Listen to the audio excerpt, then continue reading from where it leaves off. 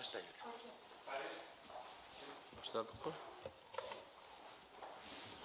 Саламатсыздарбы, урматтуу кыргызстандыктар, Жогорку Кеңештин депутаты, урматтуу Садыр Нуркожоевич. Бүгүн биздин курултайдын делегаттары пресс-конференция берип аттык эле. Өзүңүздөр билгендей, Жогорку Кеңеште экинчи окууда кетип атат, комитеттен карады курултай мыйзамын. Ошол жөнүндө сиздерге кайрылуу кылат элек бүгүн. Урматтуу Садыр Нуркожоевич, сиз өзүңүздүн демилгениңиз менен биринчи курултайды өткөрүп бердиңиз эле. Сизге чейин иштеген 5 президентибиз курултайды орноп берем деп алдап кетишкен. Андан кийин 6 чакырылыштын депутаттары алар дагы алдап кетишкен, бизди курултайды орнотуп беребиз деп. Өзүңүз келгенден кийин саясий эрктүүлүктү көрсөтүп, өзүңүздүн жарлыгыңыз менен биринчи курултайды өткөрүп бердиңиз эле. Мына ошондо 1000 киши келип, 4000 сунуштар айтылып, бүгүнкү күнү ошонун 3600 аткарылып жатат, суу салынып атат, жол салынып атат, мектептер, балдар бакчалар, чоң ГЭСтер салынып атат, кичи ГЭСтер салынып атат, аэропорттор салынып атат, түндүк түштүк темир жол салынып атат. Мына эми керек болсо бул жакта электромобиль заводун салабыз деп атасыздар. Кудай буйруса иш жүрүп атат, алдыны көздөй кетип атат. Бирок бүгүнкү күндө ошонун бардыгына биздин Жогорку Кеңештин депутаттары каршы болуп жатат. Антип айтканымдын себеби бүгүнкү күндөгү Жогорку Кеңештердин кабыл алган мыйзамы курултай боюнча Кыргызстандын 7 мыйзамына каршы келет. Бул биринчиден 2001 жылы кабыл алынган жергиликтүү курултайлар жөнүндө мыйзамга каршы келет. Экинчиден 21 жылы 20 октябрда азыркы күнгүндө иштеп аткан депутаттардын өздөрү кабыл алган мыйзам бар, ага дагы каршылыкты келет. Жергиликтүү мамлекеттик администрациялар жөнүндө жана жергиликтүү өз алдынча башкаруу органдары жөнүндө мыйзамдын 61, 62, 68 беренелерине каршы келет. Үчүнчүдөн 2022 жылдын 15 августта кабыл алынган президенттин элдик курултайларды чакыруу жөнүндө жарлыгына дагы каршы келет. Төртүнчүдөн Кыргыз Республикасынын баш мыйзамда Конституциянын 7, 70, 85 белгилерине каршы келет. Алтынчыдан адам укугуна жана адамдын эркиндигине баш мыйзамда жазылган беренелерине каршы келет. Алтынчыдан бүгүнкү күндөгү Жогорку Кеңештин депутаттары өздөрү берген антына каршы келет. Анткени себеби алар ант бергенде колуна баш мыйзамга, Конституцияга колун коюп, Конституцияны бузбайм, Конституцияга каршы мыйзамдарды кабыл албайм деп ант беришет. Мына өздөрү каршы болуп жатат. Жетинчиден эл аралык конвенция бар, адам укуктары жөнүндө, адамдын эркиндиги жөнүндө. Мына ошолго дагы каршы келет. 7 мыйзамга тең каршы келет. Азыркы күндө өзүңүздөр билгендей, дүйнөдө ааламдаш болуп жатат, геосаясат болуп жатат. Батыш менен чыгыштын цивилизациясы, маданияты кагылышып жатат. Ошонун ичинде батыштын маданияты идеологиясы менен кыргыздын идеологиясы, маданияты, цивилизациясынын кагышы болуп жатат. Мына курултайдын өтпөгөнүн дагы ошонун бирөөсү. Ушу биздин Жогорку Кеңештин депутаттары батыштын улуттук идеологиясын колдоп, биздин курултайды колдобой жатышат. Өзүңүздөр билгендей, кыргыздарды кылымдардан бери сактап келген 7 салттуу институт бар. Бул үй бүлөлүү институту, Аксакалдар институту, ак элечек энелер, жаштар, Курултай институту, Билгилер институту, Жети Аке институту кылымдардан бери кыргыздарды сактап келген. Партиясы жок эле, МПОсу жок эле, Жогорку Кеңеши жок эле, мамлекети жок убакта дагы кыргызды кылымдарды бери сактап келген, салт менен нарк болгон. Мына 30 жылдан бери улуттук идеологиянын жогунун азабынан ушул кыргызды сактап кала турган 7 институттун ордуна кыргызды талкалай турган 7 институт пайда болду. Булар биринчиден бул коррупция институту, экинчиден каралар институту, үчүнчү ар кандай секталар, баптисттер институту, төртүнчүдөн бул зордук, зомбулук институту, бешинчиден бул аракештик, наркомандык институт пайда болду. Анан алтынчыдан радикал институт пайда болду. Мына өзүңүздөр көрдүңүздөр, жакындагы Димитриевкада болгон атышуу. Ошол жакта курал жарактын санын, гранаталарды көрдүңүздөр. Мына бул дагы радикализм болуп эсептелет. Жетинчиден мына жакында Жогорку Кеңеш гейлер жөнүндө мыйзам кабыл алынды. Бул дагы гейлер институтун Кыргызстанда орното турган болду. 78 миллион акча бөлүп беришти.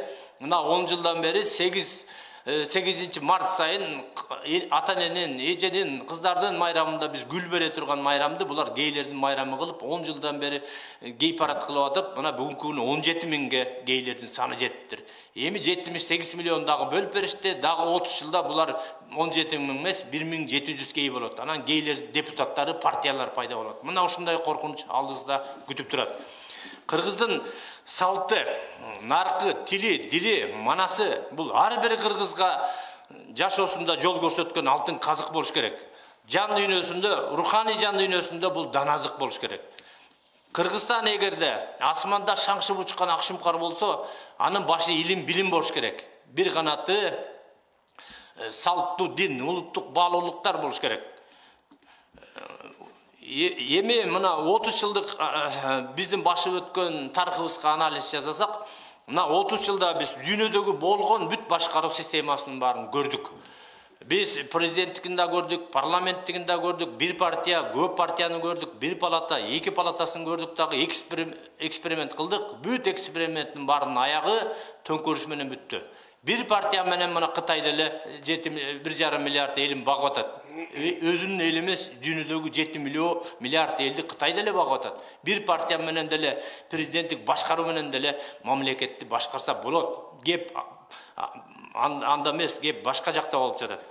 Мына 30 жылда биз 32 өкмөт алмаштырдык, 5 ажоону алмаштырдык, 3 төңкөрүш кылдык, 10 жолу баш мыйзамды алмаштырдык. Анан 500-600 биздин жарандын кан төгүлдү да, ушундай төңкөрүштөр болду. Бул бизге сабак болгон жок. Элди дагы акыркы 10 жылда парламенттик башкаруу деп алдашты. Чындыгында парламенттик башкарууда болгон жок. Президентибиз өзү 120 депутаттын ролун аткарды. Өзү СМБ, өзү МВД болду, өзү сот, өзү прокурор болуп, каалаган кишини камап, каалаган кишини чыгарды. Мына Батукаевга окшогондорду чыгарды, баарыңыздар билесиздер. Партия деди, партия дагы бизде болгон жок. Бул партия деген жеке менчик акционердик коом. Партия деген бул бизнес клуб болуп калды Кыргызстанда. Депутаттар бизнесин коргоо үчүн гана жогорку кеңешке келип калды. Башаламан башкарууда эч ким, эч качан, эч нерсеге жооп бербейт деген принцип менен акыркы 10 жылда элди башкаруу болду. Ар бир эле келген ажоо Кыргызстанда болгон бир 300 олигарх бар. Ошону чогултуп алып, 5 партия түзүп алып, Кыргызстанды талап, тоноп, атып, сатып, качып кетип атты. Акыркы ажообуз балашкасына, аташкасы $200 000 берип, аташкасы айткандай парламентке чимкирик депутаттар келди. Чимкирик депутаттар келип, түкүрүк жөнүндө мыйзам жазышты. Мына ошонун баардыгын уккан эл, мына акыркы жолу мына өзгөртүп, башка өсүп өнүгүү жолуна чөйлү деп жазса, бүгүнкү күндөгү жогорку кеңеш ошого бут тозуп жатат. Келечекте жоопкерчилиги жок бийлик пайда болду да Кыргызстанда акыркы 30 жылда. Эми Кыргызстандын келечектеги 100 жылда өсүп өнүгүү 3 жолу бар. Биринчи жолу биз экстремизм, терроризм, радикализм жолуна түштүк, биз Афганистандай мамлекет болобуз. Экинчи жолу биз 30 жылдык тарыхыбызды 30 жылда 32 өкмөттү кетирип, 5 президентти кубалап, анан талап тоносок, 100 жылда 3 жолу кайталасак, биз Сомалидей болгон жок болуп кете турган мамлекет болобуз. Ошондой эле мына 4-түнчү төңкөрүштөн кийин кошуна турган тажиктер кол салды. 3төн кийин 4-түнчүсүндө тажик эмес, бизди чукчалар дагы база боло турган коркунуч пайда болду туугандар. Эми Кыргызстандын элинин келерки 100 жылда бир гана жолу бар. Жолду башка жолду издебеш керек. Башка жол жок. Мына еврейлерге окшоп 40 жыл бою чөлдү айланып баягы точкадан кайра баштабаш керек. Бизде кылымдарды карткан ата-бабадан калган жол бар. Биз ата-бабанын жолуна түшсөк, салттуу, нарктуу, ооматтуу, дөөлөттүү, улуу кыргыз каганатындай мамлекет болобуз. Бизде башка жол жок туугандар, ошол жолго кана түшүбүз керек. Бул курултай, бул элдик бийлик, элдик башкаруу, элдик демократия, элдин үнү, ата-бабадан калган элдик башкаруу, Манас атанын мурасы. Курултай бул геосаясатта калкан болот, ички коррупционерлерге кылыч болот, 30 жылдык чириген системага вакцина болот. Элибизде тынчтык болсун, ынтымак болсун. өнүккөн күчтүү мамлекет болобу.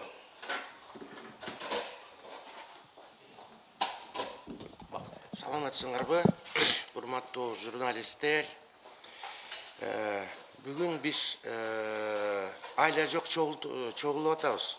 Биздин курултайдын WhatsApp группаларда кайнап атат десем жаңылбайм. Көп радикалдуу сунуштар келип атат. Анткени бу биздин конституциябызды карасак, конституцияда бийликтин ээси эл деп турат.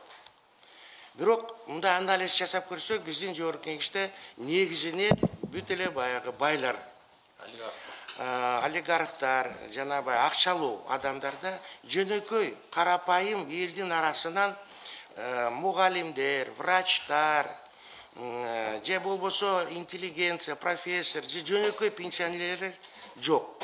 Мына ошон үчүн бийлик азыр кандай десем, бийлик байларга иштеп атат. Эми карапайым эл болсо ошо бийликке аралашпай жатат. Мына ушул системаны президент көрүп, атайын өзү ошо курултайды чакырып атат. Курултайдын арасында негизинен элдин эң баягы калың катмарынан чыккан, шайланган делегаттар. Дагы бир нерсени айтайын. Депутаттар мына дайыма Бишкекте, жерлерде, айылдарда күнүгө мына жашап, ошол жерде жүргөн мына курултайчылар. Ошон үчүн мен бир нерсеге мындай как политолог, политтехнолог айтайын. Негизинен жогорку кеңеш өздөрү таяна турган бир институтка өздөрү ошону уюштуруп, өздөрү баягы колдоп таяныштын ордуна кайра кандайдыр бир тоскоолдук кылып атат бүгүнкү күндө. Президент өзүнүн проектисинде жазган жергиликтүү курултай болуш керек деп. Бул эмнени билдирет? Бул жерлерде биздин активдүү делегаттар, курултайчылар, булар кайсы күнүгө эми көйгөй жаралат да, күнүгө. Анан депутаттар бир айда бир жолу барат экен, ошол күнгө көйгөй жок болуп калат. Ошон үчүн күнүмдүк көйгөйлөрдү чечиш үчүн курултай элдин арасынан сурулгандар барып, ошол айыл өкмөтү болобу, акими болобу, кимиси болсо да милициясы болобу, ошолорго барып элдин көйгөйүн, элдин баягы акыйкаттыкты талап кылыш керек деген институтта. Ошон үчүн бул өтө жардам биздин элибизге, биздин системага, демократиялуу системага абдан чоң жардам бере турган бир институт бизде пайда болду. Мындай институттар башка мамлекеттерде көп жок. Бирок ушул курултайды менин оюмча ошол президент берген варианты менен колдоп берсе, ошондо депутаттар кийин өздөрү ыраазы болот. Азыр эми баягы кандайдыр бир башка бир эме менен саясат жүрүп атат. Ошон үчүн менин оюмча азыр курултайчылар өтө катуу талкуу кылып атат. Мен айтпай эле коем, радикалдуу эмеге барабыз, митинг кылабыз деген эмелер көп сөздөр болуп атат. Ошон үчүн ошого жеткирбей, бизди курултайчыларды ишке кошуп, депутаттарга жардам беребиз, президентке, элибизге, эң негизги мына күнүгө ар кандай көйгөйлөр жаралып атат. Билесиңер, бийликтер бардыгы 100% иштеген жок. Ошон үчүн ошону кичине иштетип, күнүгө баягы барып, ошону көзөмөлдөп, ошону кичине жылдырганга аракет кылган курултайчылар бизде өтө көп. Ошон үчүн мен суранып кетет элем депутаттарга ушул курултай институтун колдоп, курултай институтун иштетсек, мына ошондо демократия, мына ошондо адам укугу жана башкалары биздин делегаттар жерлерде ошол жерден карап туруп, элдин көп маселелерин ошол жерден чечкенге даяр деп ойлойм.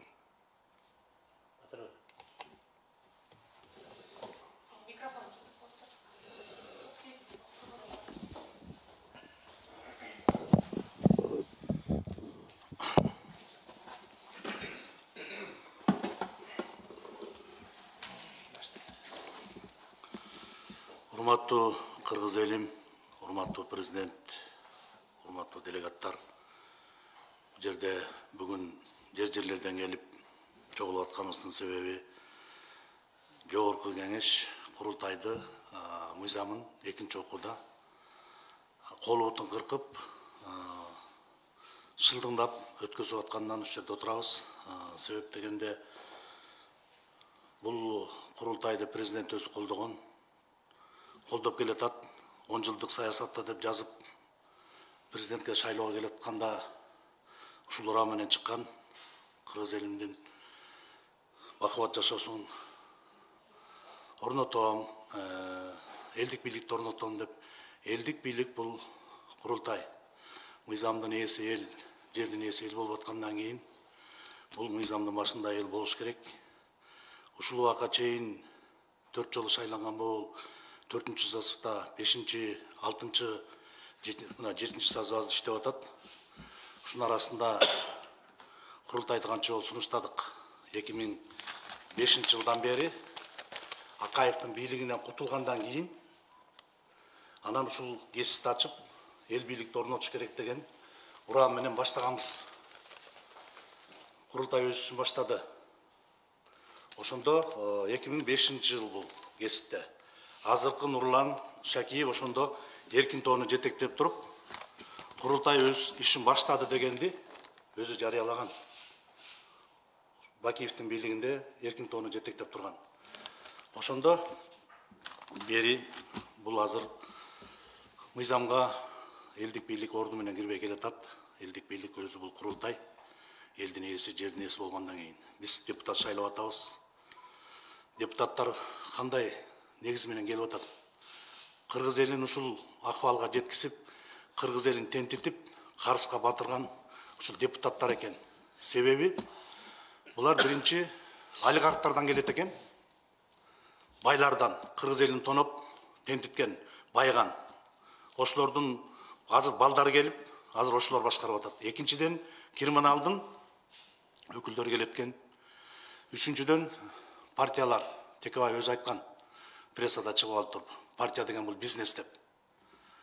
Ошолордун өкүлдөрү келеткен, бир куча элдин кызыкчылыгын колдогон. Андан кийин Эмполордуку мына Жанар Акаевду коюп алып туруп, азыр бизди шылдыңдап аткан ушул Эмполордуку. Бул кыргыз элдин эртеңки күнү өнүгүшүн каалабайт булар.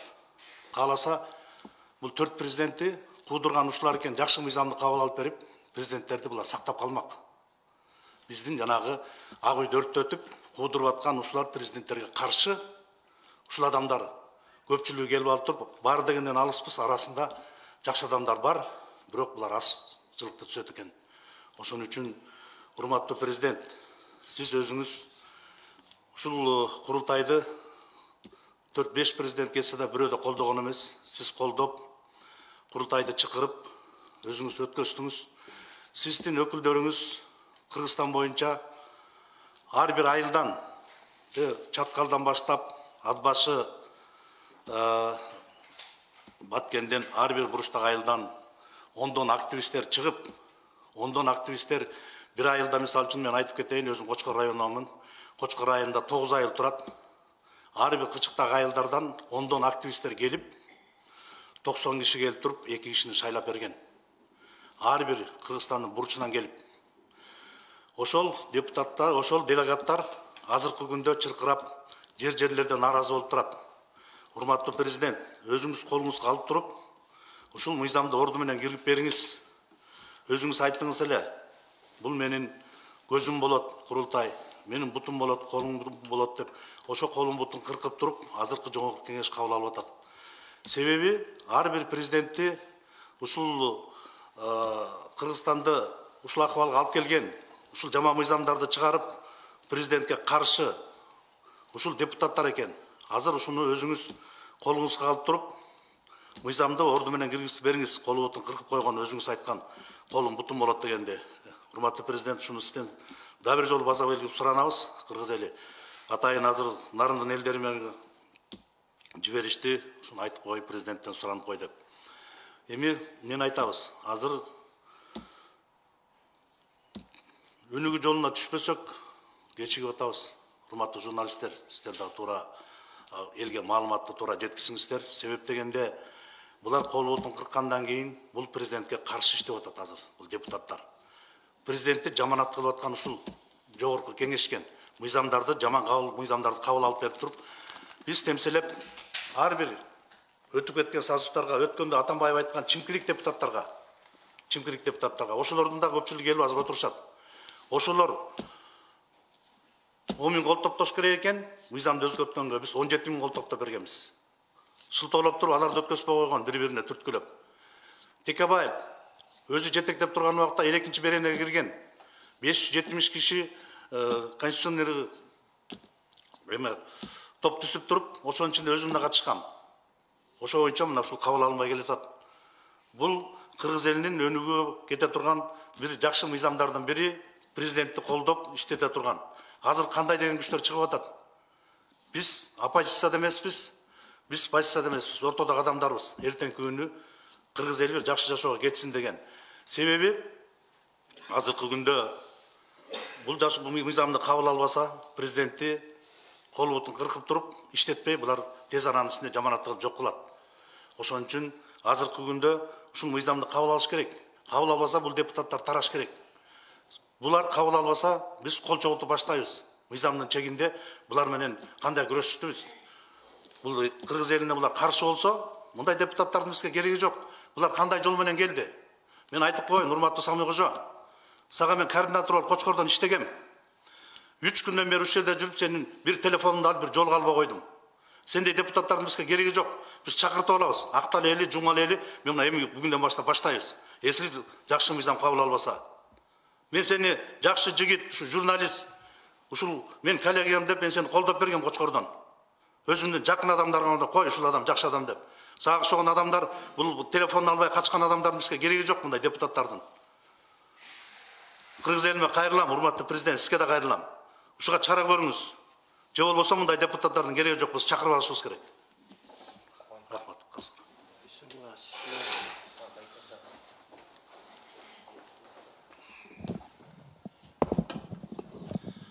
Саламатсыздарбы, урматтуу массалык маалымат каражаттын өкүлдөрү, саламатсыздарбы, урматтуу элибиз, саламатсыңар, урматтуу Садыр Нуркожоевич жана биздин жогорку кеңештин депутаттары. Биринчиден биз ушул жерге пресс-конференция бергенге аргасыз болдук. Жалпы Кыргызстандан бүт 44 районунан шайланган делегаттардын үнү бул. Бардыгыбыз тең өзүңүздөр билесиздер, нааразы болгонубуз курултайдын мыйзамынын долбоорун биринчи окууда кабыл алганда эле биз нааразы болуп баштаганбыз. Жанар Акаев сүйлөгөн сөздү кечээкү өткөн комитетте өзүңөр билесиңер, кайра кайталап, аягында ушундай сабатсыз сөздөрдү сүйлөп, өздөрү эл шайлаган депутаттар ушундай оозунан сөз чыкканда ойноп сүйлөсөң да ойлоп сүйлөгөн деген сөз бар. Ошону ойлобой туруп сүйлөштү кечээ. Бул баардык кыргыз элине шек келтирген сөздөрдү айтышты. Силердин дейт, силер деген ким деп суроо бериш керек. Силердин оюңар эми билинди. Курултайды мындай бир жаман болгондо, революция болгондо пайдаланат турбайсыңар силер деп кечээ абдан ушундай туура эмес сөздөр сүйлөдү. Албетте моюнга алыш керек. Чолпокул абыкеев мындай шашып сүйлөп алды, туура эмес айтып алды да. Силер качып кеткенде деп. Ооба, ал туура айтты, бирок ал 10 жылда айтыш керек болчу. 10 жылда ушундай укуктук мындай вакуум болгон да. Депутаттар жок, абдан жаман болуп, ошо убактылуу өкмөт болгон үчүн эле мамлекет бир жолго түшүп кетти, түз жолго. Бүгүнкү күндө болсо, мына кечээкү окуяны айтып атканда, анда дагы бир чындык бар. Алар депутаттар ары кетип, бери кетип атып, араң-араң чогулуп атып, анан кийин президентти шайлашып, андан ары мына конституциябызда кабыл албадыкпы? Жаман депутаттардын баары тең жаман депутат дебейбиз. Жаман депутаттардын өздөрүн эл шайлаган. Ошо жаман депутаттар, жакшы депутаттардын баарын жалпы жогорку кеңешке шек келтирип аткан ошолор. Ошон үчүн коллегалары өздөрү тийиш керек аларды. Унчукпай оозуна суу алгансыз отуруп алса, анда биз баарын тең күнөөлөйбүз. Менин урматтуу ошо коллегаларым, 5-чакырыштагы коллегаларым дагы тескери сүйлөп атат. Конституциялык кечээкү комитеттин төрайымы да ошо туура эмес сүйлөп атат. Булар биз эле болобуз, өмүр бою депутат болобуз, биз эч качан түшпөйбүз дегендей сөздү айтып атышат да, мындай ойлоп келсең. Курултайдын кереги жок, эртең минтет турбайсыңар, бизге дагы залакасы тиет турбай, жогорку кеңештин эмне кереги бар деп. Мына 5-чакырышта мен депутат болуп турганда биз көп депутаттар, Көптөгөн эми бир 30-тан ашык 40-ка жакын депутаттар ушу демилгелеп, өзүм баш болуп ушул жерде жүрүп келгиле курултайды кабыл алалы деп сунуш берген курултайчылардын сунушун биз ушул жогорку кеңешке бергенде кырдаал туура эмес болуп турат дейт. Анда биз түшүндүк, 10 жылдагы коомдогу кырдаал, ошону эске алалы деп анан кийин токтотуп коюшкан. Биз ошондо эмне үчүн кабыл алдык дедик. Азыркы депутаттар да ошону ойлош керек. Депутаттарга буту кол болуп, бүгүнкү күндө ишмердүүлүгүнө, эффективдүүлүктү бере турган бул курултайдын делегаттары ар бир айылга мына коллегаларым айткандай жетиш кыйын. Президент да жете албайт. Жогорку кеңеш дагы 90 депутаты менен керек болсо биз 120 депутат жете алчу эмеспиз. Ошон үчүн биз айтканбыз. Келгиле, ушул ар бир делегаттарды менен биз эгерде курултайды кабыл алсак, иштешсек, ушул жерде отуруп алып телефон менен, WhatsApp менен эле ар кайсы айылдагы көйгөйлөрдү билип турабыз да, бул эң жакшы да. Ошолор менен ынтымактуу иштейли дегенбиз. Бүгүнкү депутаттар муну ойлобой туруп эле бизге карама каршы келген бул уюм дегенсип ушундай иштарлык кылып атат.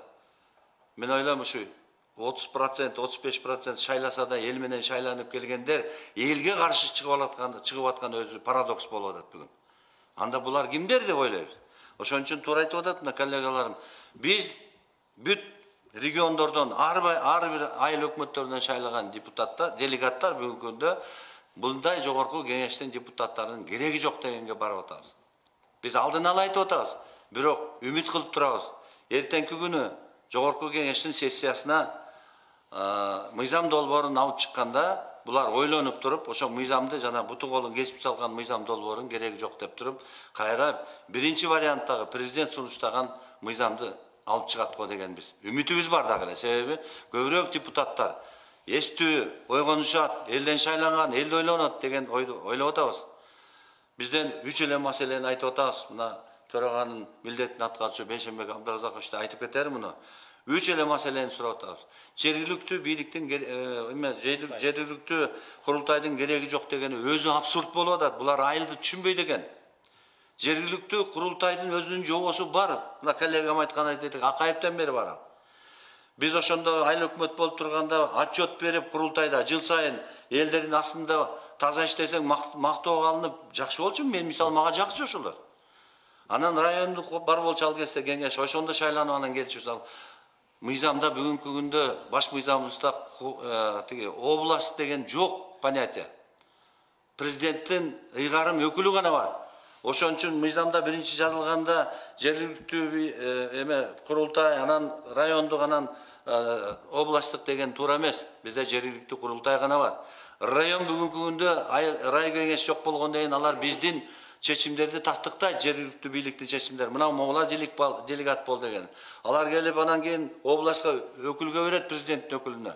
Бекитип гана берет. Анан кийин бияктан анан мыйзамдуу болуп биз кабыл алынабыз. Мына ошол экени да түшүнбөй атышат да. Бардыгын алып салалы, эч кимдин кереги жок, жергиликтүү курултайдын кереги жок дегенде түшүнбөйбүз. Анда силер айылга барып шайланбагыла, урматтуу депутаттар. Айылга барбагыла. Мына бүгүн азыр келатсам, ар кыл маселени алып салышты, депутаттар айтып атат, эртең Ошко барабыз, элге барабыз дейт. Элден айланып кетчеби, элге кантип барат, элден эртең барса ошол жерден талайт. Биздин делегаттардын баары даяр турат тосконго. Ошондуктан акыл эсте жыйып, биз буту кол гана болуп берели деген делегаттарды түртпөй кайра бир тууган кылып, ошо бир үй бүлөнүн ичинде турган маселени чече турган кылып, өздөрү бизге кайрылуу жазаш керек. Кечирип койгула айланайын эл. Оозубуздан чыккан сөздү кайра артка алдык десе эл кечиримдүү, эл кечирет. Ошон үчүн урматтуу Садыр Нуркожоевич өзүңүз баш болуп берген долбоорду буту колун кесип атса, бул президенттин буту колун кесип атат деп мына коллегам туура айтты. Баарыбыз тең ошентип ойлоп атабыз. Андай курултайдын жанага керектүү кабыл албай турган мыйзамды кабыл алса, андай мыйзамдын да кереги жок. Курултай жок эле жашайлы деп анда ачык айтыш керек. Бирок акыркы сөз президентте бүгүнкү күндө. Жана президентти колдоп аткан лоялдуу ошол депутаттардын көпчүлүгү деп ойлойм. Мен ойлойм дагы эле ишенип турабыз. Мына астыда күнүбүз бар, аз эле күн калды. Каникулга тарагыча оюн жазабай, каникулга чейин кабыл алып туруп, курултайдын ишмердүүлүгүнө өздөрү баягы буту колун жазап чуркап бериш керек. Депутаттары жөнүндө айтып атам. Ошон үчүн элибиз бүгүнкү күндө дагы күтүп турат, дагы ишенип турат. Радикалдуу иштерге барбайлы деген оюбуз бар, бирок ага өздөрү алып барышы мүмкүн. Ошондуктан мамлекетте тынч болуп турган, кырдаалды курчута турган элдик депутаттары болсо, анда ал депутаттарды бүгүнкү күнү эле мандатын алып туруп, кайра артка үйүнө кайтарып коюш керек. Рахмат. Иә.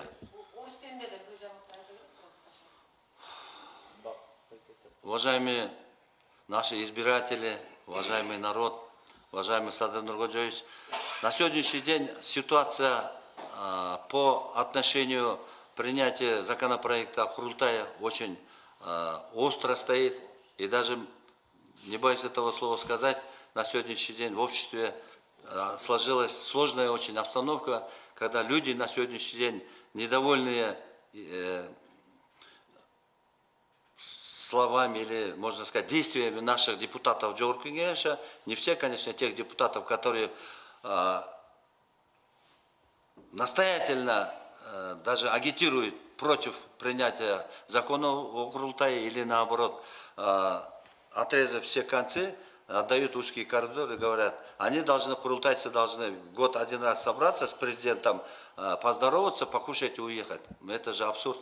Такие слова не должен говорить избранник народа. На сегодняшний день Курултай именно для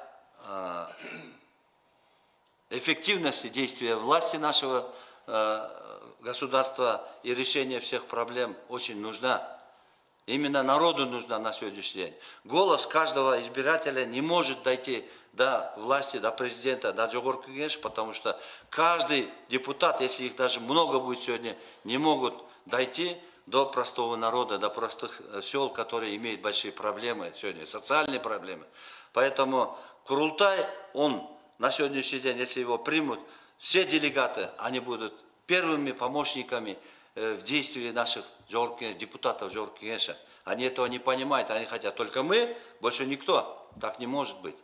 Если мы в Конституции приняли закон о Курултае, то есть приняли статус Курултая, тогда и закон должен будет принять Жогорку Кеңеш. Но они на сегодняшний день хотят принять тот закон, который не будет действовать. То есть мертворожденный закон, он нам не нужен. Поэтому мы сегодня даем конференцию и предупреждаем, если они будут дальше так действовать, тогда мы все делегаты, которые были избраны народом, 1074 их, они все до единого будут против того, чтобы депутаты дальше продолжали свою деятельность. Мы хотим, чтобы они тогда ушли в освояси, будут новые выборы тогда. Мы не пугаем, потому что они сами к этому призывают народ своими словами, необдуманными словами, и дают своими словами понятие, что они не доверяют народу. Тогда зачем они избирались и кем избирались? Есть такие вопросы на сегодняшний день. Поэтому я думаю, уважаемый Садыр Нуркожоевич, если он сам на сегодняшний день был как бы автором этого законопроекта о Курултае, он, я думаю, до конца будет стоять за народ и будет принят тот закон, который был в первом чтении, который предлагал сам президент, и мы его тоже как бы хотим, чтобы этот закон был принят, который на сегодняшний день предлагает президент. Спасибо.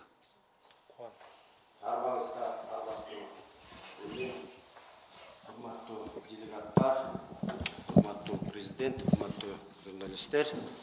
Мына бүгүнкү күндө элдик курултайдын конституциялык мыйзамын кабыл алууда бул депутаттар өзүнүн жүзүн көрсөтүп жатат. Мына жогорудагы айткандай элдин ар намысына шек келтирмек түгүл, биздин ошо кылымдарды карытып, ошо кыргыз элинин жерин сактап келген курултайга кол салды деп айтсам жаңылышпайм. Себеби бул курултай ушу ата-бабалар өтө кыйын учурларда ушу курултайлар менен кеңешип, чечип, ушу эл жерибизди сактап келген. Эми кээ бирлеринде ушу курултай баягы өткөн кылымдарда өткөн чак деген түшүнүктөр бар. Бирок ал андай эмес. Мына мен 20 жылдан бери ушу курултай идеясына өмүрүмдү арнаган адам катары айта кетсем, бүгүнкү күндө ошол заманбап курултай мыйзамына президенттин 2022 жылы февраль айында чыгарган тескемесинде жумушчу топ түзүлгөн. Курултай мыйзамын иштеп чыгуу боюнчачы. Ошол жумушчу топтун мүчөсү катары айтсам, ал жерде ошо президенттик администрациясынан башка юридик илимдердин докторлору, экс депутаттар, ушу курултай идеясында келе жаткан Баяз Турал, Кадыр Кошалиев, Түгөлбай Казаков жана башка адамдар болуп, бардыгын иштеп чыгып, мындайынча айтканда чайнап туруп, депутаттардын колуна бергенбиз. Ошол мыйзамды берген күндөн бери, май айында комитетте карап, алар дагы аразатта калтырып койгонда, мыйзам кабыл албай өткөн жылы. Аргасынан президент указын чыгарып, мына курултайды чакырды, баарыңыздар көбү болдуңуздар. Бирок ошо 1 жылдан ашык депутаттарда мыйзам жатса дагы, булар ошону жакшы түшүнүп карай алышкан жок. Эми мыйзам жагынан айта кете турган болсом, баш мыйзамда 2010 жылкы кабыл алынган конституцияда деле бар болчу эле 2-чи беренеде, ал деле курултай сунуш кеңеш берет деген деңгээлде болчу.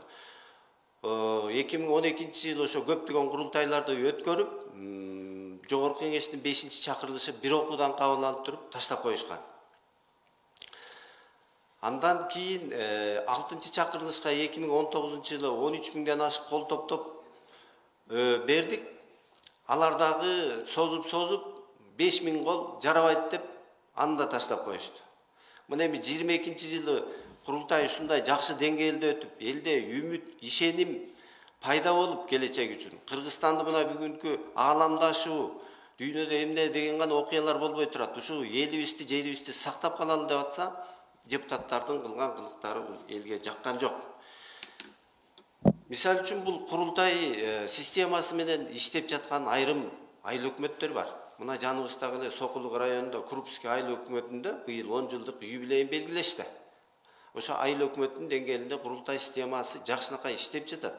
Депутаттар менен делегаттардын ортосунда эч кандай карама-каршылык жок. Ал жерде юбилей институту иштеп жатат. Аксакалдар кеңеши иштеп жатат. Ошол курултайдын төрайымы Галина Сергеевна Калюжная. Жакшынакай ал жерде канчалаган улуттар жашайт, ынтымакта, биримдикте жашап жатат да. Эми эң өкүнүчтүүсү ушу бир дагы депутат ошону барып кызыгып сурап да койгон жок да.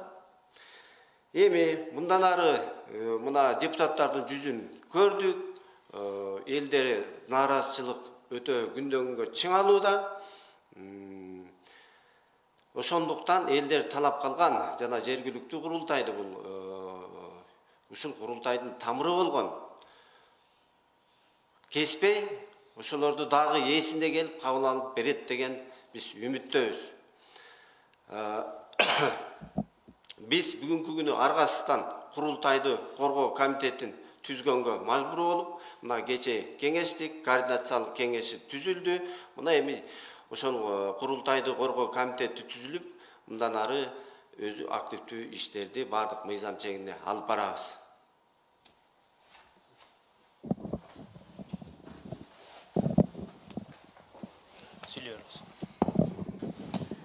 Урматтуу журналисттер, өзүңөр көргөндөй, мынакей ноябрь айында президент курултайды чогултканда ошол жерде түзүлгөн диалогду эл өзү көрүп аябай ыраазы болду да. Отуруп, чыныгы таза жакшы ар ким өзүнүн оюн айткандай мүмкүнчүлүктөр түзүлүп, жакшы конструктивдүү диалогго баратабыз. Ошол курултай институтунун өзүнүн негизги максаты бул эл менен бийликтин ортосундагы бир жакшы конструктивдүү диалогдун негизинде өлкөнү өстүрүү болуп атат. Ооба, бул жакшы нерсенин кетип баратканын депутаттар көрдү.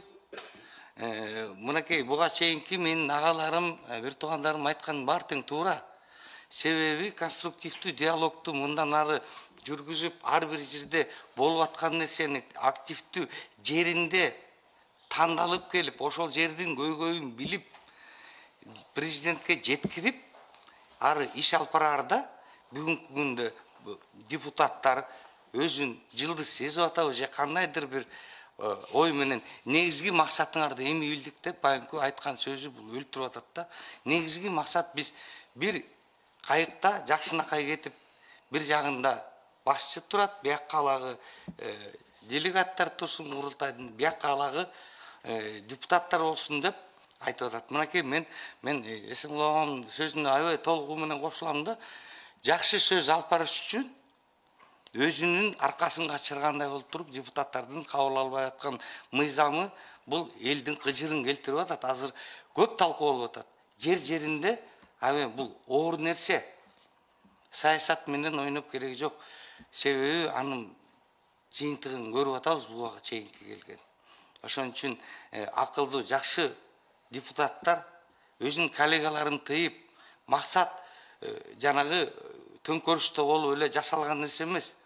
Максат биздин кыргыз элди өсүшүнө толук өбөлгө түзүш үчүн эл менен президенттин ортосунда, башка бийлик бутактардын ортосунда иш алып барыш үчүн боорекий мыйзамды кабыл алышыбыз керек. Үч эле нерсе, мынакей агайлар айтты, үч эле нерсе коюлуп атат деп.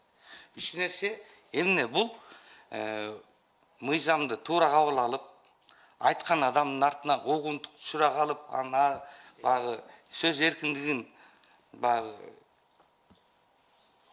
басмырлабай, анан мисал үчүн жакшынакай отуруп алып туруп бир тегерек столдо силер мындай кылгыла, бизге жеткиргиле, биз чогуу иштейли, мыйзамды жакшы кабыл алалы деп оокат кылса болот да бир үй бүлөдөй. Жок, мен жакшымын, мен сулумун, мен жылдыздымын деп. Бекер айткан жок, олигархтар келди, акчалуулар келди деп.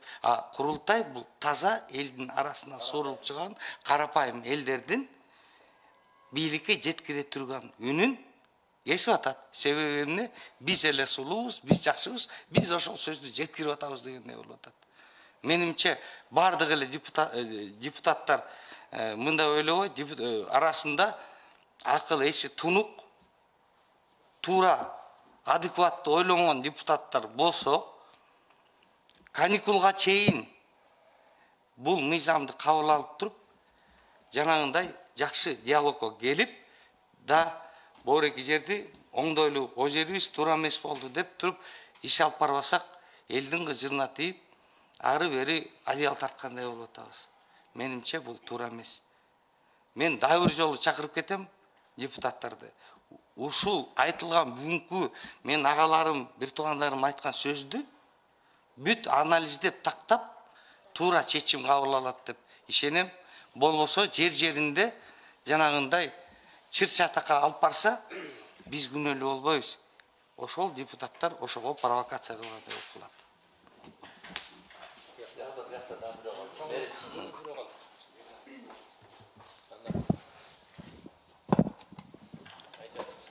Ассаламу алейкум, урматтуу кыргыз эли. Арбаңыздар, саламатсыздар, урматтуу журналисттер. Саламатсызбы, Садыр Нуркожоевич. Мына бүгүн ушул менимче тарыхый бир кырдаалда турабыз. Биздин коомубуз кайсы жака өнүгөт деп. Мына жогоруда айтканда 30 жылдан бери эмнелерди гана көрдүк. Швейцария болобуз дедик, боло албадык. Сингапур болобуз дедик, боло албадык. Көрсө биз кыргыз экенбиз да. Биз эч качан сингапурец боло албайт экенбиз. Швейцарец боло албайт экенбиз, европеец боло албайт экенбиз. Биз каныбызда өзүбүз кыргыз болгонубуз менен биз эмнебиз менен кыргызбыз? Ошол азыркы курултай айтып аткан нартуулук, каада салтыбыз, үрп адатыбыз менен. Мен мынакей биздин мамлекеттик катчы Сүйүнбек Касманбетов аксакалдын айтканын эл арасында аябай колдоо таап атат. Ушул кишинин сүйлөгөн сөзүн бири-бирине WhatsApp-тарга жиберип, угуп чыккандай сонун сөздөрдү айтып атат деп. Биз мына ушул өзүбүздүн нартуулукка, каада салтыбызга кайтмайынча биз мамлекетибизди жоготуп алышыбыз мүмкүн. Мына Бешенбек мырза айткандай 30 жылдан бери баягы либералдык батыштын демократиясын колдойбуз, бул болобуз, тиги болобуз деп аягында минтип, гейлер партиясы түзүлө турган болуп калды. Эртең алар бийликке келебиз деп баштайт. Батышты көрүп атабыз, бул өздөрү жоголуп бараткан нация болуп атат. Эркек менен эркек үйлөнсө мамлекеттин өлгөнү ошол да.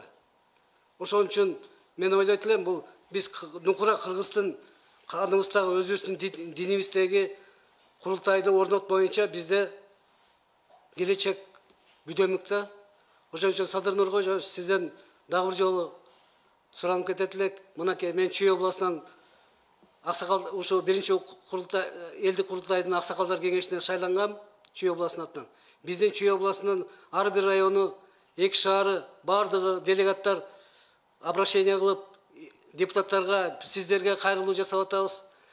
Биринчи варианттагы сунушталган долбоорду кабыл алышын биз талап кылабыз жогорку кеңештен. Мынакей жогорку айтылган биздин коллегалардын баарын бүт биздин Кыргызстандагы курултайдын делегаттарынын баары ою ушундай деп мен кескен айта алам. Эгерде элдик мыйзамга Кыргыз элинин курултайына каршы добуш бере турган болсо депутаттар, анда жанакындай кадамга барганга биз аргасызбыз. Кыргыз эли аргасыз. Мынакей мен өзүмдүн шайланган районуман айтайын. Чүй району менен Кемин району биздин ошол биздин округтан шайланган жогорку кеңештин депутаты, жанагы баарын билесиңер өзүңөр. Антты айта албай койгон депутаттарыбыз бар да. Олигарх. Ошо биз ошону отзывать эткенге азыр даярбыз. Эки жолу делегаттар менен эл менен чогулушуп, больницадагы кишилер келип та күтсө, акыркысы 7 апрелде. 7 апрелдин ошого арналган мероприятияга күтсөк, келбей койду ошончо кишини. Элден качкан депутаттын элге кереги жок. Биз эртең бүрсү күнү отзывать этип баштайбыз. Андай процесстер бүт республикада башталат. Биз ошон үчүн элге керектүү Кыргыз элинин канында бар курултай мыйзамын толук кандуу кабыл алып бериңиздер, жана 22 берене менен. Анан кийин эл сиздерди сыйлайт, сиздер элдик депутат деп айтканга укуңуздар болот. Мен айтарым деген ошол. Рахмат көңүл бурганыңызга. Суроолор болсо жооп беребиз.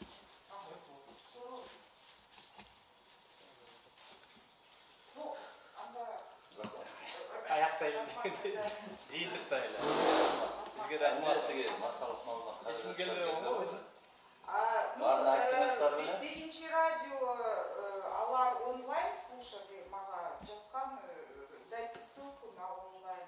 И вот КТРК, да, может еще кто-то. Да, потому что у нас это параллельно онлайн видео идет, поэтому кто-то не приходит, может они. Биринчи радио, Кыргыз, КТР, Кыргыз радио, ЛТР, 5-чи канал, СТВ, НТВ. Подождите, стрётка пчелайли. Нет, подождите, у нас пресс-конференция, на любую, неважно какая пресс-конференция, мы всех одинаково журналистов приглашаем. Но придут, не придут, решают главные редактора каждого редакции. Вы сказали, да?